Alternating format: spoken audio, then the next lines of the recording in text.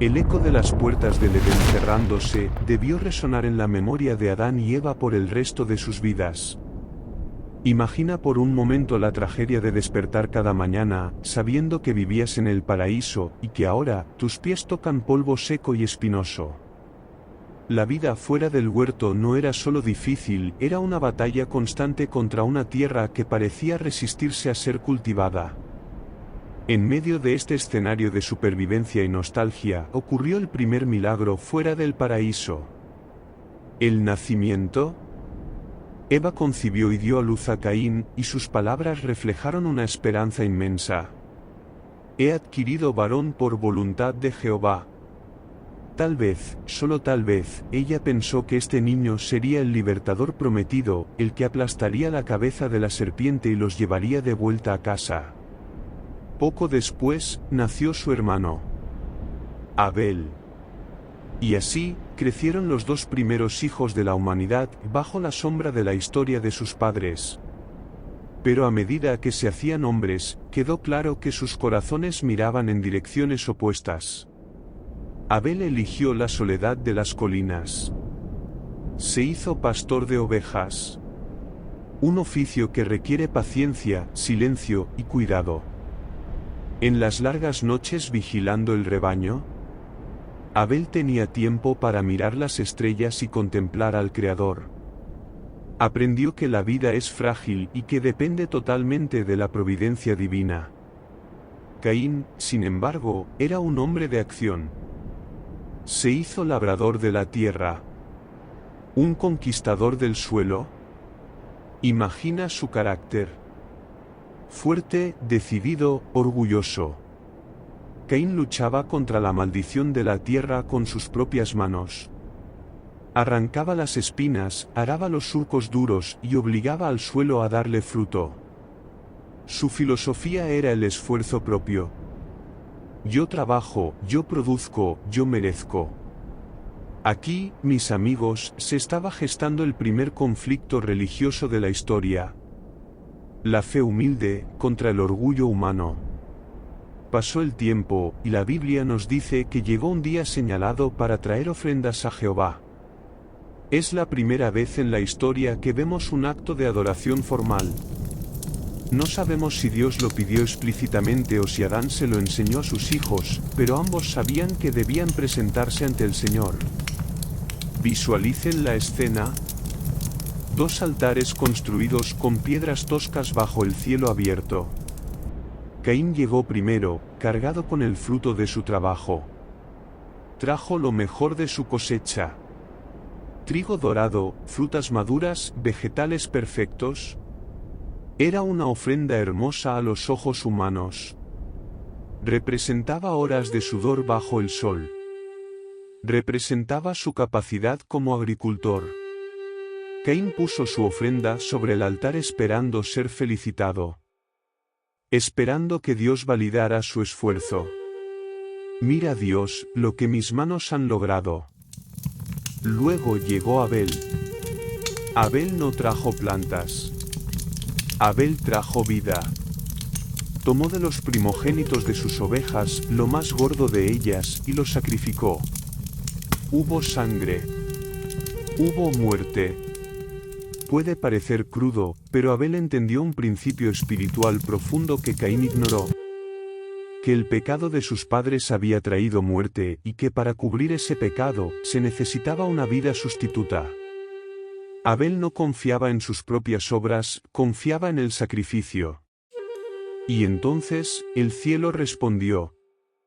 La Biblia dice simplemente: y miró Jehová con agrado a Abel y a su ofrenda, pero no miró con agrado a Caín y a la ofrenda suya. Quizás descendió fuego del cielo sobre el altar de Abel, o quizás una paz sobrenatural llenó su corazón. Pero el silencio sobre el altar de Caín fue ensordecedor.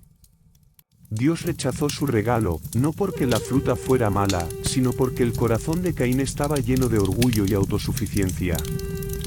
Lo que pasó a continuación es un estudio fascinante sobre la psicología del mal.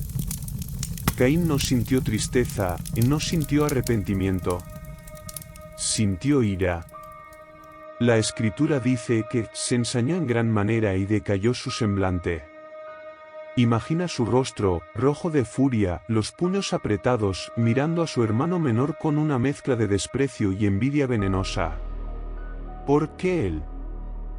¿Por qué Dios prefiere al débil pastor antes que al fuerte trabajador? Pero Dios, que es rico en misericordia, no abandonó a Caín en su oscuridad. Dios bajó a tener una conversación cara a cara con él. Una última oportunidad.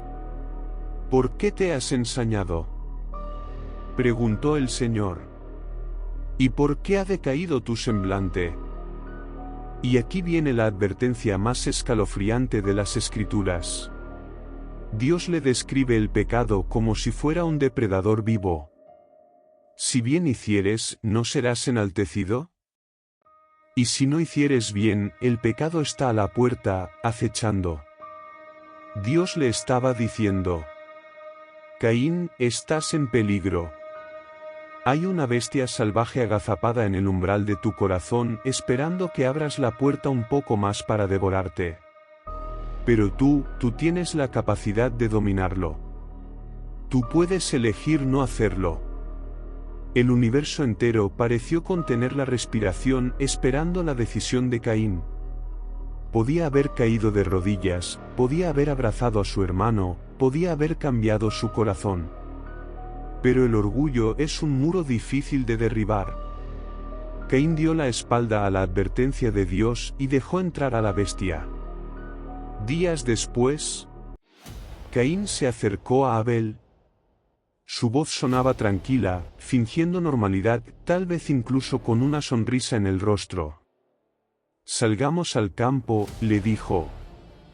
Abel, inocente, confiado en su hermano mayor, aceptó. Caminaron juntos, alejándose de la seguridad de las tiendas de sus padres, adentrándose en los terrenos solitarios donde Caín trabajaba la tierra. El viento soplaba entre los cultivos, los pájaros cantaban, todo parecía un día normal. Pero en la mente de Caín, solo había ruido, el ruido de la ofensa, el ruido del odio. Cuando estuvieron lo suficientemente lejos, donde nadie podía verlos, ni oírlos, Caín se detuvo. Miró a su hermano, ese hermano que compartía su misma sangre, su misma historia. Y en un estallido de violencia primitiva, Caín se levantó contra su hermano Abel y lo mató. El silencio que siguió debió ser aterrador. Abel yacía en el suelo, inmóvil. Su sangre, caliente y roja, comenzó a empapar la tierra seca. Esa tierra que Caín amaba tanto, ahora se convertía en la tumba de su hermano. Era la primera muerte humana de la historia. Adán y Eva nunca habían visto un cadáver humano. Caín acababa de introducir el luto en el mundo. ¿Qué sintió en ese momento? ¿Alivio? ¿Terror? Probablemente pensó que había solucionado su problema. Sin Abel, él volvía a ser el único, el favorito. Limpió sus manos y trató de seguir con su vida como si nada hubiera pasado. Pero se olvidó de un pequeño detalle. Dios lo había visto todo. La voz de Dios rompió la falsa calma de Caín. ¿Dónde está Abel tu hermano?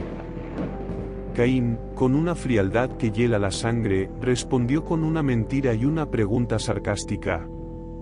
No sé. ¿Soy yo acaso guarda de mi hermano?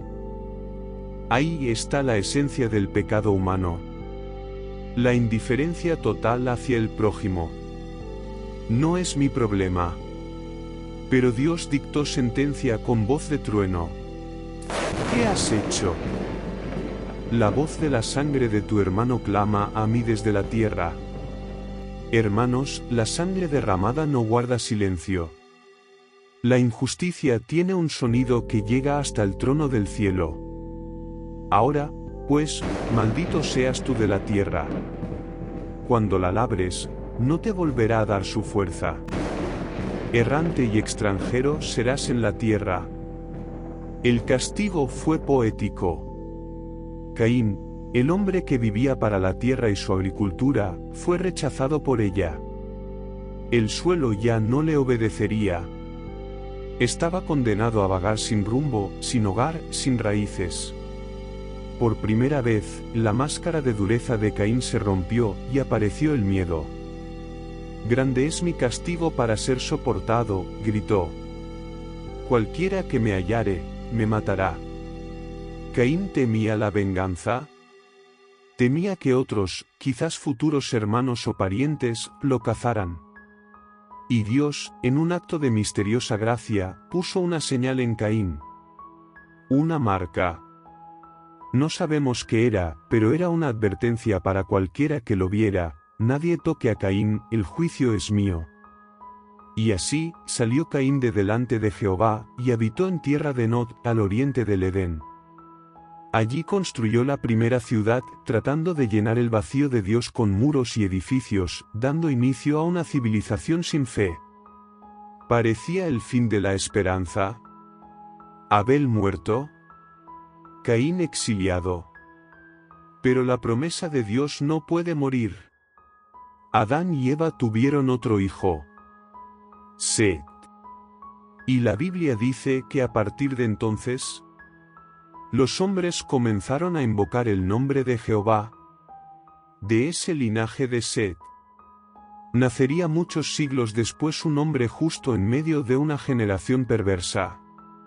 Un hombre que hallaría gracia ante los ojos de Dios cuando el mundo estaba a punto de ser borrado por el agua. ¿Estás listo para conocer la verdadera historia del diluvio universal y el arca de Noé? No es el cuento infantil que te enseñaron, es una historia de juicio y salvación.